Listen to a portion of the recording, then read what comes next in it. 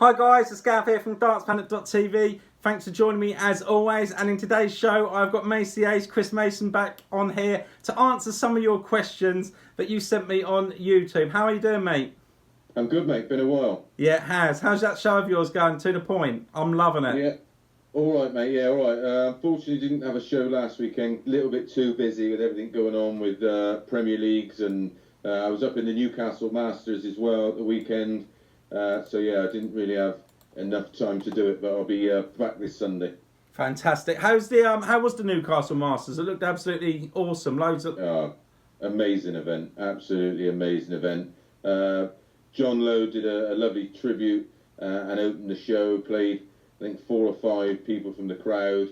And then it was the pros there. Well, I say pros, semi-pros, or whatever you want to call them. Yeah. Was myself, Ted, Hankey, Colin Lloyd, and the incredible Gary Anderson was the eventual winner. But I played, I think, with Liam Dobie's, Chris Dobie's brother, younger brother. And I played all right, actually. I had a 96 average, threw some nice stuff, took a 152 out after bizarrely going 1, a 5 and a 3. And then took 161 and took 152 out. But and then I lost to a very good player in Alan Edwards. So yeah, not great fun. It was all in memory of Davy Dodds, that we sadly lost last year, and it was a beautiful tribute at the end. Gary Anderson gave the trophy to the family to keep in memory of Davy. So all in all, an absolutely wonderful weekend. How many people were up there then, Chris? Attendance wise? It was sold out. It was absolutely rammed. I've never done so many meet and greets in my life. I must have done 500 meet and greets. It was Lee Bellaby who put the event on. Always does some class events up there. This is the Newcastle Masters. I think this may be the 6th or 7th year he's put it on. But every event that I've done for him, he's always done very, very professional. Yeah. Excuse me. Constantly flanked by security guards, but the people up there are just a different gravy. You don't. Are they? You wouldn't need a security guard up there. Just so friendly, so welcoming, and it was in such a well, it was to raise money, and it was in memory of such a good guy and a guy we all miss, those that were lucky enough to know him. Yeah, God, sounds amazing. So on today's show, what I've done is, as you know, I put so many subs. When you come on the other, I don't know, a couple of months ago, we had so many questions, and I've got so many more here. I just want to say to the subscribers that I haven't picked. It has been very difficult. It's took me an hour today to go through them and decide which ones to do. So thank you for sending them in. So are you ready for these, Chris? No, but let's go. Here we go. The first one is from Mitchell Major, and he says, what do you think about Dutch youth players? Well, the ones that have come through that were sort of around in my time, you Justin van der Gouws and Jelle Klaassen was a Dutch player, obviously, Jan Dekker and all them, they're doing very, very well. The ones I've seen or get to see playing in the development tour, all look very, very interesting. They've got a slightly different mentality to most of the Dutch, and I think that comes from the Barneveld Dutch Dart Revolution. Yeah. They're very, very confident, very, very good at counting. It's going to be fascinating over the next couple of years because, we're obviously going to have this next wave of players come through from Germany and other countries, but mainly Germany because at the moment that's really picking up. But there's still a few years behind Holland in terms of, producing quality players. But Max Hopp, as we've seen, won a Euro Tour title, so that will give it another lift. If it wasn't big enough already, it is now. It is now. It is, definitely. He also wanted to know, what was the last PDC tournament that you played? Oh, it would have been a UK Open qualifier. That was when it was done over 4 weekends. First 2 weekends I did really well. All I had to do was win one more game. I lost, I'm pretty sure it was still best 11 then. I lost 6-5 to Thornton after having a dart to win. I lost 6-5 to Caven. He took a 170 out, and I still had a dart to win. and I lost 6-5 to Ronnie Baxter. 3-6-5s. Oh no. Yeah, I had to win one more game out of them 4 matches. I lost one other one. I can't remember who it was to, and I think I won that one 6. I lost that one 6-4. I was still ranked in the low 30s in the world. I was offered my tour car back in 2011, but I declined, and the rest is history. Yeah, blimey. The next one we got is from Darts Live. Well, he's actually asked a similar question. He's asked, what do you think of the young Belgian players? Well, the young ones coming through, well, obviously it was your players, it was Kim Ibrex. Yeah. Who, you know, he seemed to come along with a bang. It seems like ages ago he hit that incredible 9-darter in the Grand Slam and defeated Michael van Gerwen. Didn't go on to win the tournament, unfortunately, but yeah, they seem to have stalled at the moment, and we're waiting for that next influx. And they've got every opportunities now on these Euro tours because they're their own qualifiers. But I'm surprised Belgium hasn't produced a lot more players over the years because it's so close to Holland. You know, they're literally neighbours. But yeah, Kim Ibrex is the highest profile one. You know, and he's not brilliant at the moment, is he? Obviously, I don't see as much. He's not brilliant at the moment, is he? No, he's really struggling. He can't get a run together. I know he was doing some work with Wayne Mardle. I'm not sure whether they're still doing. He was doing some kind of coaching, I believe. I think I'm right. But yeah, he don't look in a good place. It looks like there's too much going on in his head now. Where, you know, I think you can sometimes maybe give them too much information to try and compute in one go. Yeah. It should be baby steps. You should look at a 12-month thing and basically split their game up into 12 parts. Work on each area of their game. Yeah. Over a 12-month period and get each little bit right. So, you know, it's no. Did he change a bit as a player though, Chris? I remember the Kim Ibrex when he first broke on the scene. You know, when he first got in the Worlds, and had that good run and that all them years ago. You know, the way he not behaves, or the aggression. Yeah. Yeah, well, he's had that hit out of him, hasn't he? That's the problem when you're a bit like that. You know, Gerwin Price will eventually, you know, get to that point. Corey Cadby, all of that didn't last particularly long with him before he started to mellow it. It's exhausting. It is. It does take it out of you. You're better off just keeping a low profile and going about your business quietly. A silent assassin.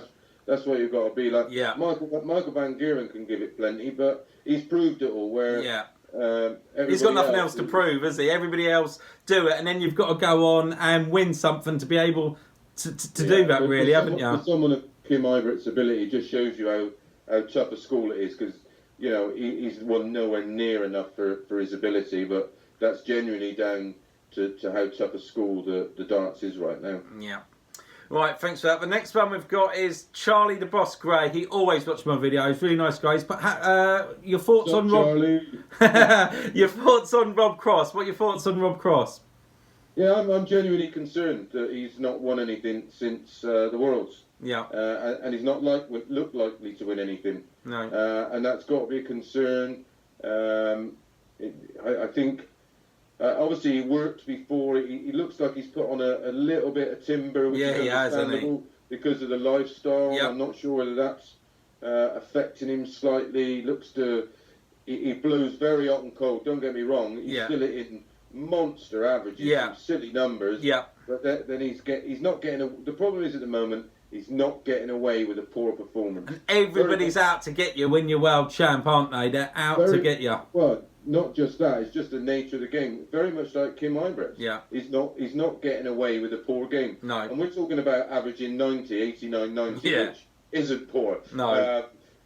He's just not getting away with it. But the fact that he's not won a UK Open qualifier or a Pro Tour or a Euro Tour, it worries me a little bit because I'm not sure. Everybody says, oh, he's not got that kind of makeup, but if you win the biggest prize in the sport and then you don't get past the semi-final since winning it, and we're now approaching the middle of the year. Yeah. And there's been a lot of tournaments now, a lot of European ones, hasn't there? Yeah. You know, there's been a lot of opportunities, isn't there?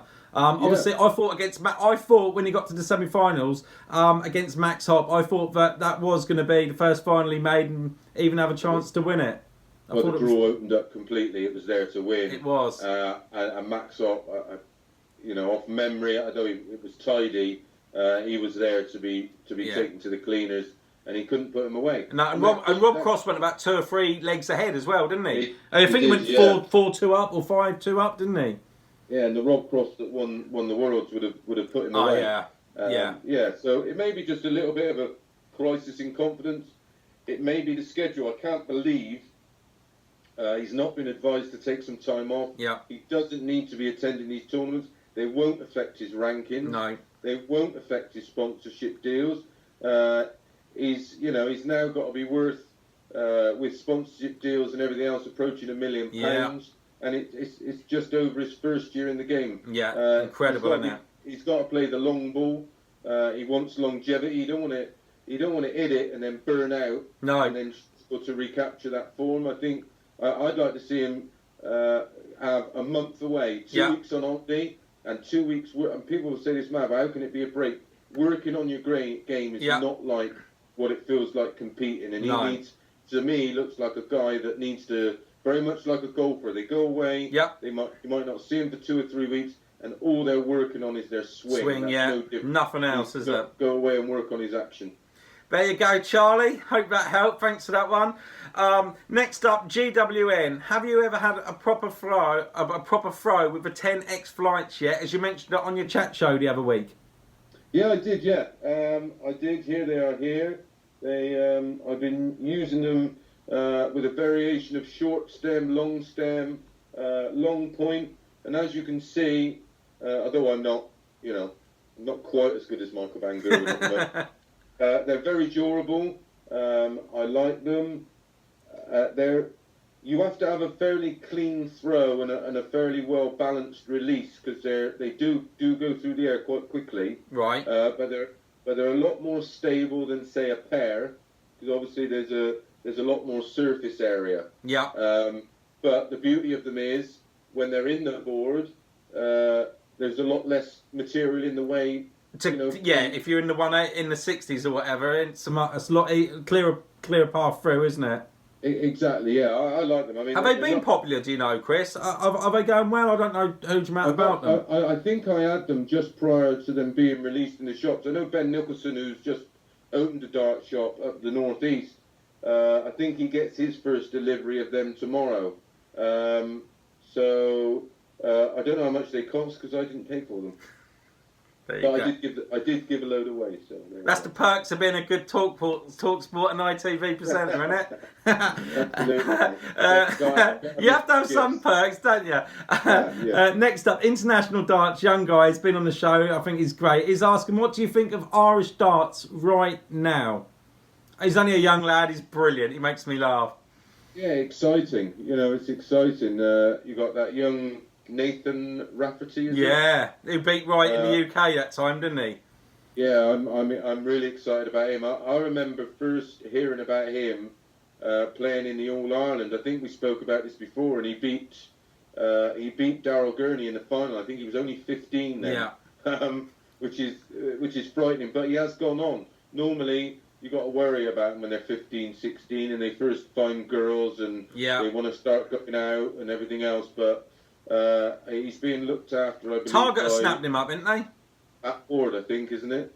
Is that? Yeah, it could be. I see somewhere I read that somebody had snapped him up, hadn't they? Yeah, maybe Matt Ward. He has a way of finding these up and coming players. He does spot a talent, that's for sure.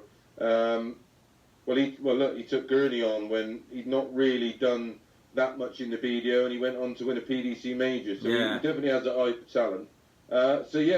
And obviously Mickey Mansell, he won his first Pro Tour. Yeah, that was great, wasn't it? Loved it. Yeah, and apparently there's a lot of young players over there just starting to come through. We've had loads of good players over the years come from Ireland, but looking good. Nathan Rafferty is the one that really is exciting. Mickey Mansell only dropped something in that event, something like 10 legs or something crazy that day, didn't it? It was just incredible. It was ridiculous. Was it? But he's been a good player for years and years and years. But it was just his day. You keep knocking on the door, mate. Eventually you'll knock it down and you'll walk through it, and that's what he did. And he's a good friend of mine, and I'm pleased for him. It'd have been a bit of a shame if he'd have gone for his career without winning a Pro Tour, that's for sure. There you go, Michael. Looking good for Ireland. Next up, we've got Cillian McElroy, and they've asked, what age was you when you first hit a 180? I would have been about 10 or 11, I would say. I was never allowed. I wasn't allowed to play any league darts until I could. I wasn't actually allowed to play with the lads in the club until I could chalk without making a mistake. That was the rules. I had a chair that I could jump on to get my darts at, but apart from that, I played from the standard length and height. Yeah, and I would have been about 10 or 11. And then by the time I was 12 or 13, I won my first ever youth tournament. Wow. And hitting loads of 180s by that age, I expect, weren't you? Yeah, I always had a knack for hitting loads of 180s. It's something I found at the time relatively easy, to be honest. Doubles was always my trouble. Yeah. Drinking them. I never have any problem drinking them. I just can't. Next up, we've got Josh Weeks, and he said, what's your thoughts on Adrian Lewis's form? Can you see him climbing back up the rankings or keep sliding down to me? Because at the moment, he still don't seem in a good place. Well, his stats suggest that he is. Yep. Because his stats at the moment are phenomenal. I think he's inside the top 6 of every stat I look at. Yeah. And he's got to quite a few players' finals as well, hasn't he? Yeah, apart from his world ranking, which obviously he's still defending a lot. A lot keeps coming off of his order of merits. But I'm pretty sure he's in Blackpool, which is a step in the right direction. Obviously not there in the order of merit rankings from that, but he's in the Players' Champion or the Pro Tour order of merit rankings. So yeah, it's looking good. He's playing well. Another player that's been punching in some insane numbers, big averages. He's been solid, lots of 180s, and he looks like he's in a good place. He's lost a fair bit of weight. Right, yeah. I know he pulled out last weekend, didn't he? Through illness. Yep. I don't know what that was all about. Hopefully, it was just something minor, like a cold or something like that. Sometimes best, if you're not feeling right, just pull out, give it a break, and do another. It's like you said earlier, it's you can't always chase them and do it. You actually end up doing yourself more harm. That actually leads me on to the next question, actually, because Lee Nettleton has said, do you think that Adrian Lewis will ever win the Worlds again? Will he get back into the top 4 or 5? That's a toughie. Could he win the Worlds again? Absolutely. The guy is super talented. He's up there with your Gary Andersons, your Michael Van Gerwens. He's part of that elite group of players. Natural ability, innit? Doesn't matter. You just if you're natural, you're always going to have a chance, aren't you? He can do magical things on that dartboard, and he's doing it right now. Right. So if he's doing it right now, and he's not probably back to anywhere near his best, then that's a good indication that potentially could he the problem is with age, and he's still a young player, really, but it's the wear and tear on the body. Yeah. Can he be consistent enough over a 12-month period? Yeah. To have a ranking? You got to remember, Rob Cross's season up to and including the World Championships was phenomenal. Yeah. He was going deep in pretty much everything he played in. Could a player who's been around for as long as Adrian sustain that commitment over a 12-month period to be ranked number 4 in the world? Unless he won the Worlds, no. Right. So he's pretty much got to win that and get that huge amount of prize money, and pick up, do fairly well to get there. So there you go, Lee. I think he will win another major, one of them. Whether it'll be the Worlds, Lee, we don't know. I'd like to see him win another one. Next, we've got the Comet, and he has said, now this is something that I'm always questioning, so I love this question. Do you think the current PDC ranking system is fair? And if not, what changes or adjustments would you like to see? I understand why it's done over a 2-year rolling system, but I think it protects players too much. And I understand why they did it, because they have a brand. Yeah. They have a responsibility to the broadcasters, including Sky, ITV, BBC America now, and BBC. they have huge deals with these broadcasters. Yeah. And they can't afford to all of a sudden someone have a great run, knock a reputable player out who has a big following. Yeah. And then you've got to look at ticket sales. I mean, I don't, could you imagine all of a sudden, having a tournament where someone who would normally be ranked, in the top 10, being outside the top 16, having a poor few months and not getting in, and that could happen. It has happened. So, is it fair? No. Is it the right thing to do for darts? Possibly, Why do you think? Why do you think that some? Just while we're on it, why do you think some other sports have a different ranking system and can get away with it? Like, I don't know, tennis or golf or some of them, for argument's sake, because surely they've still got the same. It's got to protect certain players and that, or is well, yeah, but they have such a vast number of entrants. They leave a window for wild cards. Right. Where if you started doing that in darts, we still don't have this. I mean, the Pro Tour is 128, and I still see far too many averages in the late 70s, low 80s. Really? So we still don't have that ultimate strength and depth that we have. We have in darts. Although Rob Cross was a shock winner, if you actually looked at the numbers he put in, the stats leading up to the World Championship, it wasn't that much of a shock. It wasn't like you expected him to get there, didn't they? Yeah, Joe Johnson or a Keith Deller. It wasn't quite like that. But once they have that depth of field where they start, and you've got to remember a lot of things, especially say tennis. A lot of these tournaments do have 1, 2, 8 players in it from the start. Yeah. So they can afford to do 100 and I don't know what they do, 112 in the rankings, and 16 wild cards. Yeah. So if someone has been injured and out for 6 months, but is on the comeback trail, they can stick him in through the back door. I don't think it do eventually catch up with him anyway, really, doesn't it? Because like Benito van der Paz is now getting found, and his now, I see the rankings have just been updated. He's now out of that top 16, isn't he? And he's struggling anyway, so that's going to be really difficult for him, isn't it? Very, very, very much like Whitlock in the Premier League. Eventually, his ranking position didn't lie really, and although he flattered to deceive in the early part, ultimately.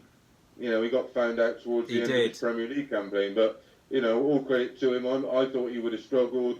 But, he didn't go out the first order. We had the shock of... He won the first four, didn't he? Won the first four, didn't he? I think Whitlock did, didn't he? Yeah. Which secured him. 106 average on the opening night. And then, he just started to level out. But what that has done is given him a lot of confidence for this season. And a lot of confidence going forward, and fair play to him. He grasped the opportunity with both hands, and he proved the people right, as Gurney has. Yeah. Irrelevant of whether he qualifies for tomorrow night. He's proved everybody right by being selected. He's been unlucky, really. A few more of them draws that really should have been wins early door. He'd have been in the top 4, wouldn't he? Without a doubt. But he can't kick himself. It literally is just one of those things. It is, and he'll learn by it. It was his debut. It's a fabulous debut to be on the cusp of qualifying on your debut season in the Premier League. Yeah. Only a short time after winning your first ever major tournament. Incredible. I'll take my cap off if my hair wasn't too bad. So thank you for that, the comment. That was, like I say, that was a question I wanted to ask as well. So next up, this is another one I've always wondered. So Peter Riek, now he's the Australian guy that I had on last week on the Premier League show. Really nice guy. He says, why does the throw for the ball take place in the practice room rather than on the stage? It's an important part of the match and can be the difference in some matches. I don't see why it shouldn't be shown. You know how long it takes? Yeah, I suppose they go 25, ball, 25, 25, outside, 25. Do you think 12,000 people and however many hundreds of thousands of viewers want to sit at home and go, oh yeah, 25, yeah. Oh, is it another 25? Yeah, do you know what? I've never even thought of it like that. I have always thought, I wish they'd show the blink, but I can see why now. Yeah, it doesn't make great TV. No. Even if they had to throw all 3 at the ball or something like that, and one of them could hit 3 balls, would be exciting. But no, it's too. It can take too long. Sometimes it's done on the first throw. sometimes it can last 6, 7, 8, 9, 10 throws. Yeah, and it just doesn't make good TV, and it's not good for the broadcaster. What would the commentator sit there? What would I be doing on TalkSport? Yeah. Oh yeah, it's at 25. And Paul Nicholson, oh, and he has. You'd laugh if I was on there. I'd hit a treble on the outside of the board. I'd be miles away. So there you go, Peter. That's fine. Next up, we've got Jack's vlogs, and he's put, what is the build up like before a match? Yeah, you go through several different emotions. You know if you've prepared right and you're going into it confident. But yeah, it's quite nerve-wracking. I used to just want to get over there as quick as possible. I hate to think of, a car breaking down or something happens, or something trivial that would upset my day. So I used to tend to get over there early, get prepared, acclimatise myself with my environment, find what board I wanted to practice on. Because there's usually four boards inside, and then you used to have 2 dotted outside where your family and friends could be. Yeah. But yeah, I would tend to find what felt like the longest board. So when I got out there, it's easier to adjust down rather than sort of start trying to stretch or reach for the targets. Yeah. And then I would usually have a couple of hours, a couple of pints, and then just sort of tick over for the final hour. I'd never liked going on first or last. First, some people like first because you know exactly what time you're going on. Yeah. And sometimes you can get ready for a game, and then they start to make a comeback, and so it's a little bit more complex than what it sounds, because you get ready for your game. Specifically back in my day, drinking was a very big part of it. So you'd have like what you thought was exactly the right amount of pints, and then if it went to a tiebreaker and someone was 3-0 up, you were in big trouble. I can imagine. I'd need a food, definitely. Is that still in the game quite a bit? Obviously, I know you can't mention players, but is there still a bit of drink consumed before they go out there? Nothing like. I mean, to be honest, the days are so long now, so competitive, and the matches are so long. No, you wouldn't get away with it. I'll put it this way: I've not seen one. I watched the stream on PDC TV. You don't see them smashed like you used to see them back in my day. Hence the reason why it wasn't shown on a stream. But I can imagine some of the stuff. I just remember the state of the summers it used to be in after sort of 8 or 9 hours of playing. Yeah. We used to do the Champions League of Darts, which used to start at something like 9:30 in the morning, and the semi-finals would be about 6 o'clock at night. Well, yeah. I can imagine. There's a few states there, but yeah, the drinking culture's totally changed now. Nowhere near, not even anything like what it used to be. Yeah. Thankfully, and that's a very good thing. Right, we've got. Just to let you know, we've got another 5, and then I've got a couple. Is that all right? Yeah, you sound like. Brilliant. The next one. Who is your best mate on the PDC? And that is from Foot Gamer TV. I had so many. Initially, it would have been Eric, and I spent the majority of my time with him, and Alan Warner. There used to be like groups of us that would stick around. Back in the BDO days, it was me, Jenks Painter, Colin Monk, Bob Taylor. There was a real tight Richie Burnett. Yeah, all the Welsh lads, because they were an absolute. He's funny, Richie Burnett's Matt is so funny, isn't he? He creases me up when he speaks afterwards, and that is brilliant. He's absolutely. What's he like to go out on the beers with? I reckon that must be the best, isn't it? Yeah, mental. I can remember we went to the Scottish Open years ago, before I won it, and obviously I was living in Bristol, and they said, "Look, we'll pick you on the way up." So they pull up, and I knew there was meant to be 5 plus me, so 6 of us, and they pull up in a Fiesta. Pull up in a Fiesta, no bullshit, right? A Fiesta. And we've got, and they're picking me up from Bristol, and we've got to go to Glasgow in a Fiesta, right? So it eventually gets there, and one of them gets there, right? I'll sort you all stay here. I'm going to go in and sort the hotel out. And I went, well, I thought you booked all the hotels. There's 6 of us, 2 in each room. No, bud. You didn't have to sleep in the Fiesta, did you? No. So we get to this room, and there's a double bed and a single bed, right? So the mattress comes off the double bed, so 2 people sleep on the double bed, and then 2 people sleep on the mattress that comes off of it. The single bed, the mattress comes off that. 1 person sleeps on the mattress, 1 person sleeps on the base. And and I was in a room with them for 3 days like that. It was the best time I ever had. Oh, I can imagine. Just literally genius. Yeah, so and I sort of grew up playing a lot of darts over in Wales because I was so close to it, and the majority of the little, 200, 300, 400 pound knockouts were always across the water. So yeah, that's just creeps me up. If the Fiesta picked me up in the start of it to get to a hotel and all of you in there as well, yeah. I can imagine. Fortunately, Wayne Palfrey and Richie Burnett were built like bean poles. Yeah. Richie Jones was about 8 stone wet. So yeah, they were all small lads, but yeah, great times, great friends, and in the PDC again there was just so many. It's difficult, I suppose, isn't it?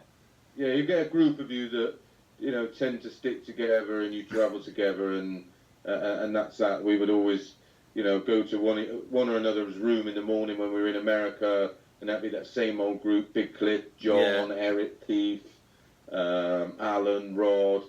Yeah, it was just a sounds amazing. It must just times to look back on and memories. Yeah, it's just you grew up with loving the game, and I did. I absolutely loved it. So then being such a big part of it as a player, and then obviously still are now, aren't you? You're more involved than a lot of people are, but you just go off and do something different. You're doing loads of it still.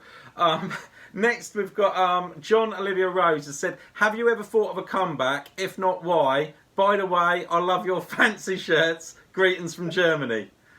I have. I'm actually have not taken any bookings for next year. It's going to be probably a watershed moment. I still enjoy my exhibition. I still enjoy playing, but I've got so many commitments to so many other things. Not just sort of media stuff that me and you are working on. Yeah. We'll announce very soon. Yes, exciting. Yeah, and I hope to do a lot more. As you know, I do a lot with boxing as it is with Seconds Out. Yeah. So my schedule's too busy, and I'm one of them that if I can, even in exhibitions like for the one at Newcastle, I put in sort of a couple of weeks of hard practice. Yeah. Because I've still got a fair bit of pride, but I don't. Someone asked me the question the other day on social media, and I no longer have the desire or the ability to sacrifice my life and sanity. And if I started playing again, everything I do now would have to go on the back burner. Yeah, and you enjoy it too much, don't you? Yeah, it's not a case I turn up on TV or turn up on the radio or wherever else and I haven't done my research. It's as you know with what you do, it takes hours and hours and hours. People don't appreciate, not appreciate. That's the wrong word, but I don't think people realise when you're doing a YouTube channel. I think they think that you come on to the point on a Sunday night and you get to your chair at 5 to 7 and you start the show and you finish off. It is so much more than that, isn't it? But people don't get it. You imagine you times that by 10, what it's like. I probably do. 6 or 7 hours research just to do tomorrow's night Premier League, and I do that every week, even though I've done it the week before, because you've got to look at so many different meetings when they played each other. If they've been in the Premier League before, where were they at this stage in the last 5 years of playing in the Premier League? There's loads of donkey work to do, but I absolutely love it. I love the fact that people and viewers appreciate that I'm different to a lot of the other people on TV. That I am studious. I do make sure I know my onions. Oh yeah, definitely. I don't wing it. I'm not a guesser. I've been there as a player, and I study it now as a pundit. I'm not a broadcaster. I'm there because I know what I'm talking about because I've been there and done it. Definitely. Well, you can tell some. Whatever question I ask you, I know that you will. Well, you'll know the answer, won't you? I'll be very surprised if I ask you one about darts. That is, I'll ask you something about websites. I'll ask you something about websites. pottery and what was it you do? Me, I do I'm jack of all trades, master of none, unfortunately. Programming and all that. Yeah, master of none though, just jack of all trades, as Still they say. just working out how to use my iPhone. Right, the next one we've got. This is from William Winter. I'm an MVG fan, and I know he doesn't win everything, but for the pros who have to face him, what does it do to your moral when one person keeps winning all the titles? I think it's healthy. It gives everybody. He sets a benchmark. He raises the bar continually. That performance last weekend in the Euro event. He just got better and better. I think he did 3 consecutive 110 averages. Now this isn't a new thing. Taylor actually trumped that in a Euro event. Can't remember whether that was on TV or streamed. I'd have to look it up. But I know he had a tournament average and consecutive averages higher than MVG. But you take Phil Taylor out of the equation, MVG is just a very, very special player. He's a player that they've all got to aspire to be. They're all as good as. Yeah. They're just not as consistent. No. They've all got it on the day, ain't they? Anyone can do it, but he just can do it week in, week out. And even if he has a blip, like you say, his B game can be a ridiculous average, can't it? His B games now is around 100. He can. I think he's done something like 39 consecutive Premier League matches over 100. 100 plus, like it's crazy, isn't it? That's the mark of the man's consistency. Yeah, he occasionally has a little bit, and he looks a bit vulnerable. But then he takes it. He's a player that's done it in recent weeks. Yep. He takes a week off the Euro Tour. He take a weekend off the Pro Tour. Yep. You charge your batteries. Go again. You probably have an hour a day just to turn the arm over. Turns up the Premier League and knocks in a ridiculous average. And gives someone an absolute hiding. Just look fresh, doesn't he? Yeah, I mean he's just a phenomenal dart player with a phenomenal mentality. You watch him win that Euro thing last weekend. It was like he just won the world for the first time. Yeah, I didn't actually see it. I normally watch so much stuff, but I didn't see any of it. Laura got me out doing the garden. Yeah, he's an absolute winning machine. Is he? Yeah. It's ridiculous, and I love his passion. He's a lovely guy. I get on really well with him. We always have a good chinwag about his form and other players' form, and where he think he can go, and he thinks his B game could be within the next sort of year or so around about 105, which is that's frightening. That'll win him nearly everything on his B game. Yeah, exactly. Incredible.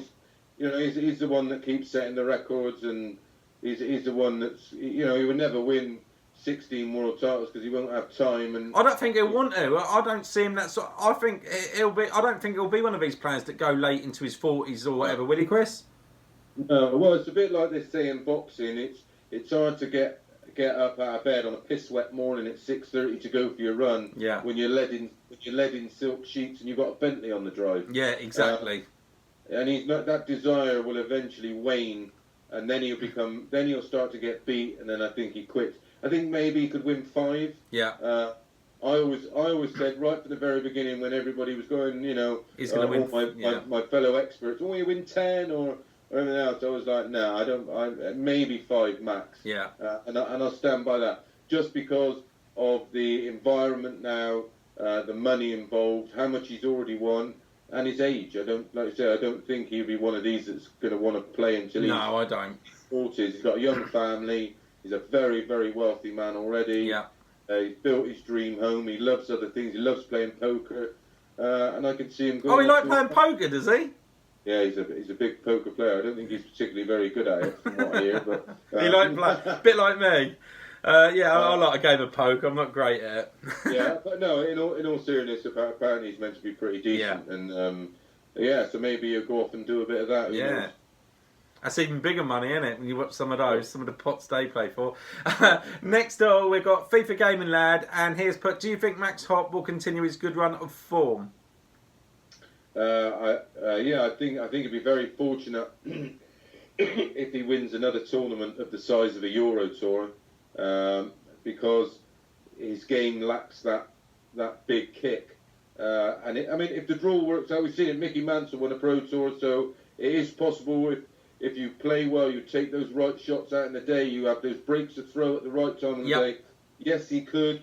It's going to be hard, isn't it? Realistically, isn't it? I'd be surprised if, and not because I don't rate them or respect them, I'd be surprised if Max Up won anything of any note ever again. Yeah. It might just help him in the short term, I suppose, get deeper and have that confidence in the tournaments, because he went through a really bad patch, didn't he? He's a 20-year-old kid, but you know, a year ago he looked absolutely broke, like he wanted to quit. Yeah. How many times, you know, will he be able to go to the well and rebuild? And he's a lovely kid, really intelligent. He's got a massive future in the game, irrelevant whether it's behind the hockey or behind the camera or on the microphone. He's got a big future. He's a very, very clever young man. Yeah. Very well spoken, respectful, and a real nice guy. And you know, I wish him the best. I do. I think it's great. It's good. Like I say, just huge pressure from Germany and that, wasn't it? But great poster boy for the sport. Yeah, definitely. The last subscriber's question is from Philip Laws. We've already covered why you packed it in earlier on, but he's put, you're also a huge boxing fan. What is your best fight of all time? I think that's nice. It's away from darts. One of my favourite fights was the Hagler Hearns. I think that'll go down in well, it has gone down in history. But I enjoyed Nazim Hamed against Kevin Kelly. Yeah, that's quite a random one for you. I thought Klitschko against AJ for drama. Brilliant, wasn't it? And the whole package. I thought that was immense. I loved Ricky Hatton against Costa Zoo. I was lucky enough to be there. And there's so many great fights. Everybody sort of tends to focus. I think we all look back gooey-eyed about the boxing from years ago, but what, like the Eubanks and Benz and stuff, like some of them classics? Do you mean? Yeah, or? I mean they were immense. I mean those were specifically immense. And there was a fighter called Purnell Whitaker who was also Roberto Duran. There's just so many. So many. Muhammad Ali, you know, not mentioned him. I wasn't actually the biggest fan of Muhammad Ali, but there we go. I liked a very, very prime Mike Tyson or Rocky. Mike Tyson was brilliant in his day. I grew up just incredible. He was an animal in there, wasn't he? Yeah, I mean I love Golovkin. Yeah. Unfortunately, he's not getting quite the respect he deserves. But I've been watching Golovkin since he was an amateur. Yeah. There's a kid fighting now, Lomachenko. He's fighting Linares I think it's not this weekend, next weekend. He's the best fighter currently on the planet. They call him high tech for a reason. Yeah. And if you get a chance, you watch him fight. He's special. That is brilliant. Thank you so much for answering on them. I've just got two. I didn't really want to ask any because there were so many, but I've just got to squeeze them in. It's away from darts, something totally different. Your favourite night out? I guess you're probably going to say a curry and cider or something. I don't know. What is your favourite night out? Favourite night out is probably out for a really, really good quality curry. I knew it. And a pint of ice-cold Thatcher's Gold. Oh, I love Thatcher's Gold. I had a load of them the other month at the caravan. I said to Laura, I'm not going out. I'll get them. I had 8 cans. I didn't have all 8. I had about 6 of them. And I knew I'd had 6 of them Thatcher's Gold. I think you slept like a baby. Yeah, because I did. That was all they had down at the local shop. I was going to go out. I thought, I'll just grab 8 cans of them. I knew I'd had them. And I had a bit of a bad head the next day. Yeah, that's my dream sociable night. So night in is wine and pate. Yeah. A night out probably be at the boxing somewhere. Fantastic. And my last one is, what do you like to do away from darts? I spend a lot of time. Well, as you know, I spend a lot of time at the gym. Not that you would know it. I spend a lot of time at the gym. Do a lot of reading with regards to boxing and darts. we do a fair bit of shopping, and we like to go out and eat a fair bit. Yeah, eating out. We go down to Bournemouth a fair bit. So yeah, it's nice. Yeah, it's finding time to do anything that's just literally away from darts and away from boxing. So hopefully that new merchandise that I've just sent you, the MTF Up stuff's going to be okay for you at the gym. Yeah, I won't. Yeah, MTF. I won't mention what it stands for on this show, but I will be discussing it possibly on To The Point, because I think it fits in with my whole idea of no ball.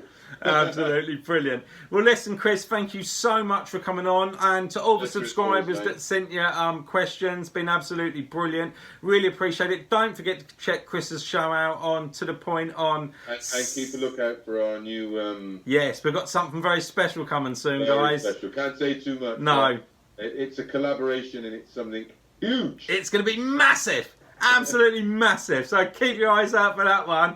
And Chris's show's on Sunday nights at 7 p.m. Pick up the phone and call in. It is there for you guys. I love picking up and having a chat with him. The reason I don't call so much, guys, is because you see too much of me as it is. He's on TV more than I am. Yeah, I am. But yeah, pick the phone up and do that. And also, just before I go, for you guys that haven't entered the competition, courtesy of Winmore, for these babies, the Espria Winmore darts, check out the video at the end. All you've got to do is add Espria in the comments, and these could be on their way to you. Massive thank you. Yeah. And massive thank you all for watching, and I'll catch you in the next video. Bye.